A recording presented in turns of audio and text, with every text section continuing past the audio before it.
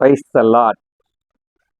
5 அடைக்கலாங்குருவி என்ன விலை? உங்கள் பதிலை மேற்கண்ட வாட்ஸ்அப் எண்ணுக்கு அனுப்புங்கள்.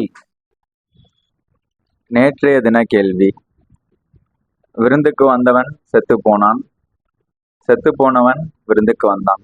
அவர்கள் யார்? இதற்கான பதில் அம்னோன் மற்றும் லாசரு.